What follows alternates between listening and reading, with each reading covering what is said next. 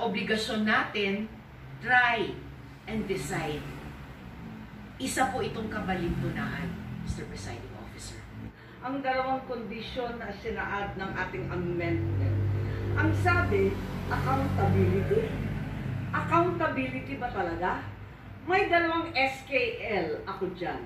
Una, SKL, share ko lang.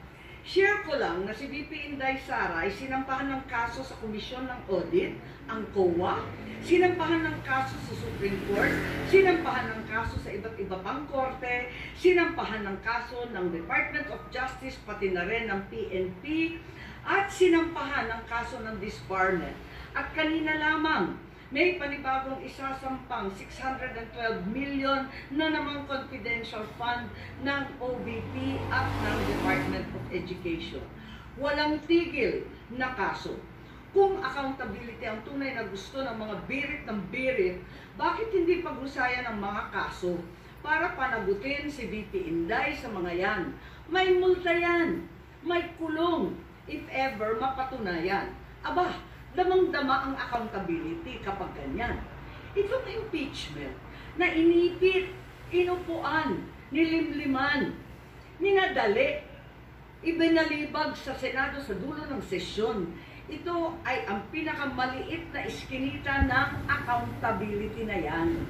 Itong ipinipilit na impeachment, aminin man nila o hindi, ay para lamang manira ng imahen ng isang publiko at walang uuwian, kundi pag-disqualify kay VP Inday Sara para sa eleksyon ng 2028. Yun lamang ito. Pinahihirapan pa natin ang ating mga sarili. Alam naman natin lahat, tayo at ang sambayanan, hindi accountability ito. Tungkol ito sa pagpigil kay VP Inday Sara para sa 2028. Huwag na tayo mag-production number. Yan ang gustong puntiryahin. Kaya ang pangalawa kong SKL, ikalawa SKL, saan ka lulugar? Kapag umuo ka sa pagpatuloy ng impeachment, magpadala ka sa mga ambisyoso ng 2028. Kapag pinadismiss o pinaremand mo naman, sasabihan kang pinoprotektahan mo si Inday. SKL, saan ka lulugar? Ako sa tama. Magpakatotoo tayo, mga kapatid na hukom at senador. Malayo pa ang 2028. Maraming gutom at naghihintay ng serbisyo mula sa Senado. Hindi tanga ang Pilipino.